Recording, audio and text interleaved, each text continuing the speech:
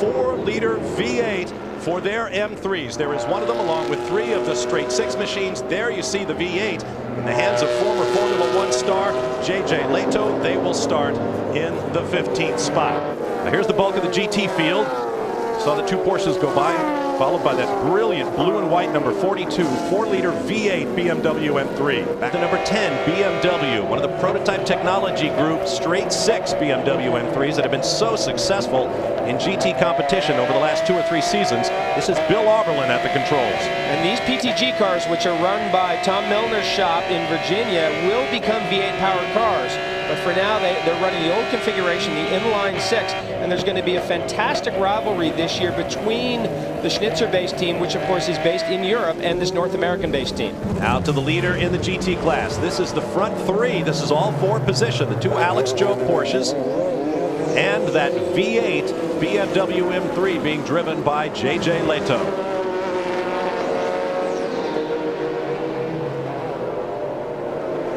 Porsche 911 GT3 RS. 400 horsepower. A lot of these cars being raced in America. Slight improvements from the previous model, the GT3R. Yeah, and all of the GT3R cars have been updated to S specification.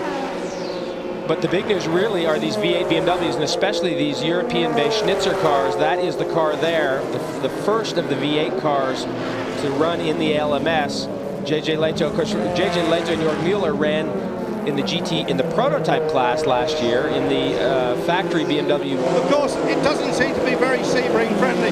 It doesn't like the bumps, but it will be interesting to see if they can eke out a little bit more fuel with that Zytec engine than the Audis. We're watching, but meanwhile, just to repeat, the draft car is behind the wall with an alternator problem. And guys, correct me if I'm wrong, but I believe it was an alternator problem that they had initially when they went with the car to Adelaide. They had a problem with the alternator drive. As Andrew pointed out, that was not the Magnussen Brabham car, but the Klaus Graf Walter Salis entry. So we'll keep tabs on that. Right now, there is that beautiful new J.J. Leto driven BMW M3 with a 4-liter short-stroke V8. Great car. Without the Audi engineers. In fact, they actually take the ECU away and put it in their briefcase and take it back to Germany.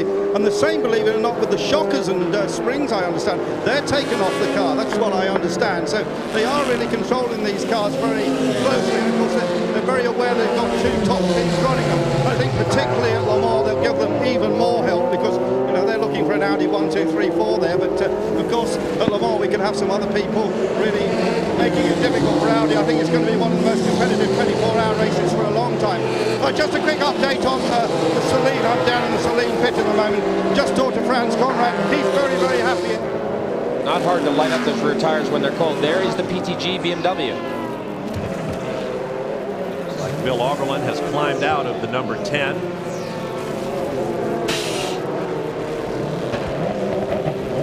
This is Nicholas Johnson taking over.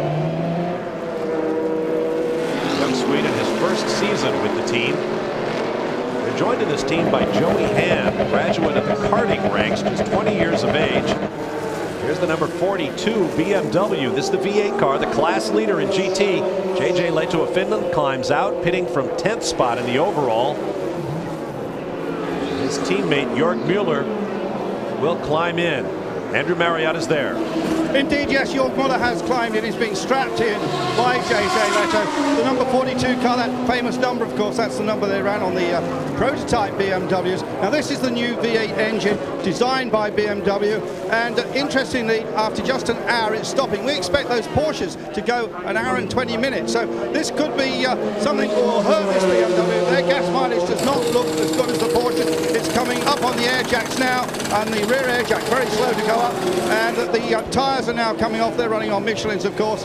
And Jörg Müller is all ready to go. The man who did so much of the test mileage for Michelin in the Williams car last year. So Jörg Müller, he's an all-rounded driver here. And he's very aggressive on the racetrack. Of course, remember last year in the prototypes, he punted some of the GT cars off in spectacular fashion. I understand there's a few people might be targeting the rear of this particular car in the prototypes. So incidentally, Down here, everything is calm, of course. This is a Schnitzer at their best, and we'll see that car go out. We're going to watch the gas mileage on this car, because as I said, only an hour between pit stops with this brand new V8 engine. Michelin tires on the Schnitzer cars, Yokohama's on the PTG machines.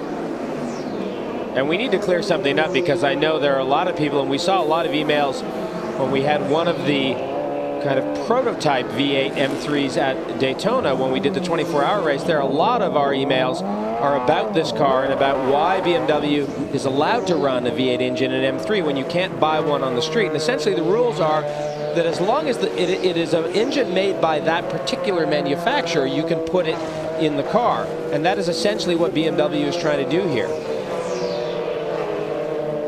Celine is another example of a car. You mentioned earlier they've come out with a race car. Before they come out with a street car, that's not traditionally the GT way of doing things. Back. Thank you very much. All right, thanks, Calvin.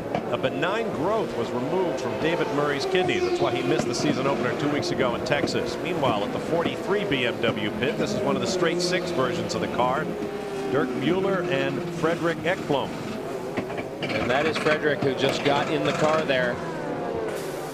And it looks like they've buttoned up the tires. Again, I'm a little bit surprised to see these GT cars changing tires. Normally, with a less powerful GT car, you can get away with double stinting on tires. And surprising, I mean, it's the Audis, the most powerful cars, that are having trouble, or excuse me, that are double stinting on their tires. And look at Frederick being felt like this Corvette is holding him up a little bit, leaving the pit lane. Some smoke from that Corvette. That is the GT Corvette from Trinkler Racing. Owen Trinkler, terrific young driver in that car. That is basically a family operation. That is Callaway GT class Corvette. That's where we are right now. Here is Frank Vila passing that V8 BMW. We're having a problem with our timing and scoring at the moment. We're trying to get the class order just right. Meanwhile, let's get to the pit lane and Andrew Marriott. Prototypes. Amazing. When it gets dark, that's going to become critical. Now watch him disappear here as they head out onto the Ullman straightaway. The Audi will just become a dot down that straightaway. And by no means are these M3s slow. These are very, very quick race cars, but it gives you some great perspective on how quick that Audi actually is. The BMW is still accelerating. The Audi's disappeared into the final corner. The Audi has the benefit of greater horsepower and massive downforce. These cars will shortly make a very different sound. That is the distinctive sound of an inline six. And there's nothing quite like an inline six, but of course, the V8's making more power. I did see, though, when we're looking at that 42 car, a lot of black smoke out of the pipe on that car, and that might explain why they had to stop so early. Fuel efficiency is clearly a problem, and when you've got black smoke coming out of the pipe, that means there's a lot of unburned fuel there. Running rich.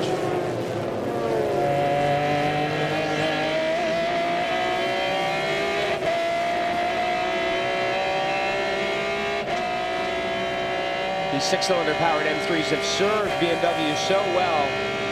The last number of years, last 5 or 6 years, they've fought very hard with Porsche in the GT classes. Oh, he's going to drive it off the road. All credit to Tom Milner and the Prototype Technology Group. Well, welcome back to Sebring. What a fantastic battle that has developed here in the GT class. This is the battle for the lead in GT. The number 42 BMW has caught the number 23 Porsche and has been looking for a way around this car for the last lap or so. Yeah, that's right. It's really very exciting stuff, this. It's like a mini battle going on here, and that BMW is acquitting itself, I think, very well, because it's got a factory-built engine in it this time. We saw it Daytona, it did not have a factory-built engine. It was kind of a road engine souped up, but they're driving it beautifully. And look at this is what racing's all about. Some decent competition going on here. What I've loved about this battle over the years between these 911s and these M3s, that these cars are so different. The 911, of course, essentially a design that is about 40 years old. Rear engine, of course, it does have a transaxle in it, but very different from the front engine, rear-wheel drive BMW. Just so different, these cars, night and day. You were talking about balance, though, earlier, and what we're looking at here is the car leading the 911 is perhaps the world's best balanced rear-engine car. We all know that. but the BMW has really caught up. They've produced a very, very nice, all-over, easy-to-drive package with all the things that a race driver looks for.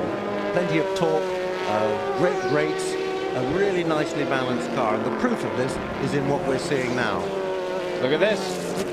Battle for the lead in the GT class. Mueller gets the inside line, drives Lure off point. What's going on? It's the next best thing to being there, really. There's the number 42. First place car in GT. Jordan Mueller brings the car in. Looks like he'll get out, and J.J. Leto will get back in. Well, this is one of the teams running just 2 drivers, so often when you're running 2 drivers, it's easier just to change more often. You stay a little bit fresher doing it that way. If you wear yourself out, if you overdo it, if you overexert yourself, it's tougher to recover from that. So if you stay a little bit on the fresher side, it's easier to stay that way. You remember when Leto drove the BMW prototypes, he had to have all that massaging on his wrists last year, and then ended up being bandaged up and everything. So interesting what he has to say about how this car handles and how driver-friendly the actual handling of the car is. This is a works effort, of course, let's not forget that, whereas the Porsches they're up against are privately entered. Problem with the left rear wheel there. And again, you can see this is only their second stop, and they're changing tires again. They changed on the first stop, and because you're only allowed 2 air guns, these tire changes take quite a bit of time. Welcome back live to our continuing Speed Vision live flag-to-flag coverage of the 12 hours at Sebring. There is the new leader in the GT category, J.J. Leto, in that German-built BMW M3 with a 4-liter V8 engine. A very unique race car, not the 5-liter displacement we saw in the PTG prototype BMW that was rolled out at the Rolex 24 at Daytona. This is the German version of the car that eventually will equip all of the BMW runners in the GT class. You see him coming up behind one of the earlier versions of the car with the straight 6. They've taken over from the Porsches, which have just cycled through the pits. While we're talking about BMWs, we've got one of their experts in the booth with us now. Boris Said, how was your first stint out there? That wasn't too bad. It was a lot hotter in there than it is up here. But you know, you forgot to mention those are the ultimate driving machines right there. That's your job, Boris. Thank you for catching me up on that. How are the cars? I mean, are the PTG cars truly at the end of their development in your view? Well, the car isn't at the end of the development, just the motor is. I mean, you know, when Porsche came out with that big engine car 2 years ago, we were just short on speed down the straightaway. Now, you know, we took an M5 engine and put it in our car at Daytona, and that pretty much remedied that situation. Boris, I have to ask you about this situation with the Schnitzer team here and the PTG team here. I mean, there has to be a rivalry that is going to develop between these 2 teams. Yeah, I mean, there's no more rivalry than you have with your teammates. I mean, you want to beat your teammates, you want to beat every other car on the track, but there's definitely a little American versus German kind of game going on. And what is BMW's thinking with that? I mean, PTG has served BMW North America so well. In the 50s and 60s and raced. Do you think about that at all? The fact that your dad was here before you? Yeah, I mean, I actually grew up never knowing my dad. I actually met him a few years ago. So, I mean, you kind of think about it that I ended up doing the same thing he did without ever knowing he did it. So sometimes you think it is in your genes. How far can you develop this new BMW, do you reckon? I mean, will it come to dominate the class the way the previous car did? Absolutely, I hope so. I mean, that's our plan and that's my intention. But, I mean, the chassis is pretty good right now. I think we brake better than anybody out there. And in the slow to medium speed corners, we can corner as good as anyone. I mean, the BMW is the ultimate driving machine, so we just need the straightaway speed. Do you think BMW will sell these cars to private entrants when you guys get it all sorted out, just the way Porsche have? I mean, develop a client base? I think they'll do 1 year like this, develop them, and I think next year they'll offer them for sale. I'm sure they will, because I'm sure people are going to want them. Well, I mean, that has been the strength of the Porsche is that even if the cars are turning identical lap times, there's maybe 2, 3, or 4 of the BMWs and 20 Porsches or 18 Porsches or whatever it is, and the strength in those numbers is so significant. Yeah, I mean, with the strength in numbers, you can develop the car faster, and you can just get the car better and better and better quicker. So I'm sure BMW is going to want to do that too, and I'm sure people are going to want the car because it's such a fantastic car. On board with Dirk Mueller right now, currently shown 4th in class behind J.J. Leto in the sister car to this one, and the 2 911 Porsches. Cars look awfully clean for having been involved in a race as long as this one thus far. Yeah, I think Schnitzer washes them every time they make pit stops. Everything they have is clean. We're going to take a break. We thank Porsche for stopping in with us. We've got a long way to go here in our. That's an idea of how much this race means to some people.